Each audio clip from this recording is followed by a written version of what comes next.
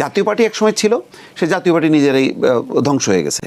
জামাত হলো ক্যাডার ভিত্তিক দল, তার একটা মানে সীমা আছে, কিন্তু যথেষ্ট পরিমাণ, সে তো আর মাস অর্গানাইজেশন নয়, একটা ক্যাডার ভিত্তিক দল। তারপরেও তো আমি মনে করি তার জীবনে এটা সেরা অর্জন, মানে 70-80টা। পাকিস্তানেও তো জামাতে ইসলাম আছে, পাকিস্তানে এত ধর্মভিত্তিক একটা রাষ্ট্র বা মন মানসিকতা, তারপরেও তো সেখানে 1-2টা আসন, তাই না পাকিস্তানে। তো বাংলাদেশে এরকম অবস্থাটা, এটাই তো বরং একটা বিরাট ইঞ্জিনিয়ারিং। তো এটা হলো এগুলি হলো যারা ফলাফল ভোট কাস্টিং করছে, করছে, এটা তারা বলতে পারবে, আমি তো বলতে পারবো না। তবে চিত্রটা তো একটা অস্বাভাবিকই লাগে যে জামাত কীভাবে এতটা পাইলো, এইটা একটা ধাক্কা লাগে যে ঢাকা সহ, তারপরে আপনার এনসিপি 6টা আসন কেমনে পায়, মানে 1-2টা হইতে পারে, 6টা কীভাবে হলো? আচ্ছা, একটু ভিন্ন প্রসঙ্গে আসি। গতকালকে একটি খবর প্রকাশ হয়েছিল, বিভিন্ন সংবাদ মাধ্যম গণমাধ্যমে প্রকাশ পেয়েছে যে এসি চালানো শিখতে যুক্তরাষ্ট্রে যাচ্ছেন। এসি চালানোর এই বর্তমান যে অর্থনৈতিক যে পরিস্থিতি চলছে, প্রেক্ষাপট চলছে, এই প্রেক্ষাপটে এসি চালাতে যুক্তরাষ্ট্রে যে এটা অর্থের অপচয় কিনা, অথবা কেন যাওয়া দরকার? না, এটা তো একটা খবর, তো পরের খবরটা আমরা কিন্তু ফলো করিনি, তারা কিন্তু প্রতিবাদ করছে, যদিও গণপূর্ত থেকে প্রতিবাদ করছে। ফলে যেহেতু ব্যাখ্যা দিচ্ছে, তা আমরা ওই ব্যাখ্যার মধ্যেই থাকি, কারণ এটা তো প্রমাণিত না, আর তারা তো চলে যায়নি, তাই না? না যাওয়া পর্যন্ত যেহেতু প্রতিবাদ করছে ইতিমধ্যে, যদি এরকম হয়তো চিন্তা থেকেও থাকে, হয়তো তারা করছে। তবে এটা একটা সিগন্যাল, যে সতর্কবার্তা, যে এই ধরনের একটা প্রবণতা, এখন নতুন সরকার আসছে, তো সবার মধ্যেই একটা খাই ভাব থাকবে। এই খাই ভাবগুলিকে নিয়ন্ত্রণ করার জন্য আমি মনে করি যে তারেক রহমান যথেষ্ট সচেতন। যে মানুষটা 9টার সময় অফিসে যায়, এখন তার দেখা দেখি ওই ভূমি অফিসেও মন্ত্রী যে বসে আমরা দেখেছি যে আগেই বসে, এটা এই সিগন্যালগুলি দরকার। কারণ কিছু আপনি এক্সাম্পল তৈরি না করলে, এরকম আমরা তো আওয়ামী লীগ সরকারের আমলেও দেখেছি যে ওবায়দুল কাদেরও বিভিন্ন জায়গায় গেছে, তিনি বিভিন্ন বিআরটিতে তিনি গিয়েছেন, এবং সেখানে যেও তিনি প্রথমে অ্যাপ্রিশিয়েট হয়েছে, কিন্তু পরে ধরা খেয়ে গেছে। এখন তো এই জন্য আমরা বলছি যে এখন এই বিএনপি গভর্নমেন্টের কিছু যে কার্যক্রম আমাদের কাছে ভালো লাগছে, কিন্তু এইটা কন্টিনিউ করে কিনা 6 মাস পরে দেখা গেলে আওলা গেল, তখন তো সমালোচনা হবে।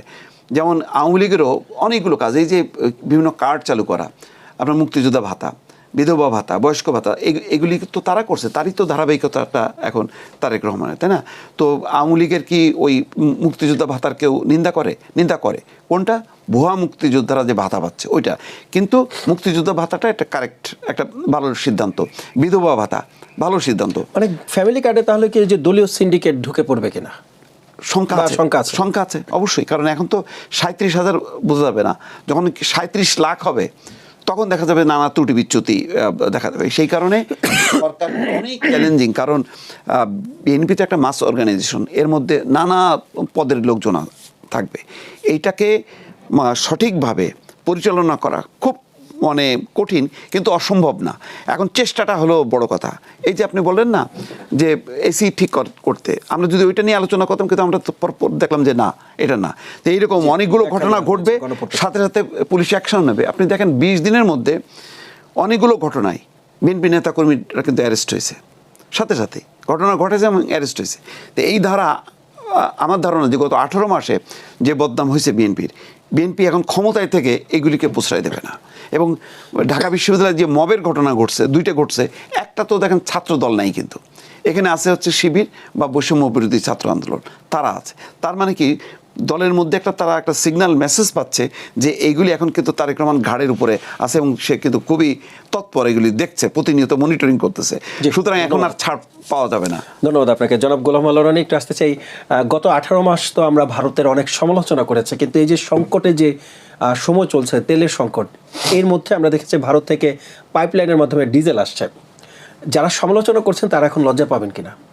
না, তারা লজ্জা পাবে না। এদের লজ্জা থাকলে, মানে লজ্জা থাকার জন্য একটা বুদ্ধি লাগে, শুদ্ধি লাগে, জ্ঞান লাগে, গরিমা লাগে। তো আমাদের এই সমাজে এক শ্রেণীর লোক আছে যারা মানে উলঙ্গ থাকতে খুব পছন্দ করে, এবং তাদের নামই হয়ে গেছে উলঙ্গ অমুক, ন্যাংটা অমুক। এখন দেয়ার আর ম্যানি পিপল, এবং এদের আবার লক্ষ লক্ষ ভক্ত মুরিদিন আছে ন্যাংটা বাবার।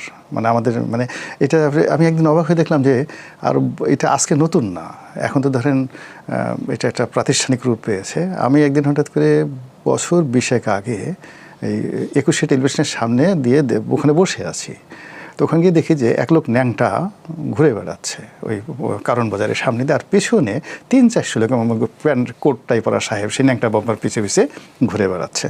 তা আমাদের এই সমাজে উলঙ্গপনাকে প্রাতিষ্ঠানিক রূপ দেওয়া, উলঙ্গ মানুষদেরকে পছন্দ করা এবং উলঙ্গ মানুষের উন্মাদনাকে মাথায় করে নাচার যেটা প্রবণতা বাঙালির বহুদিনের পুরনো রয়েছে। তো কাজেই এই সমাজে যারা কাজ করার তারা কাজ করে যাবে, আর যারা এই সমালোচনা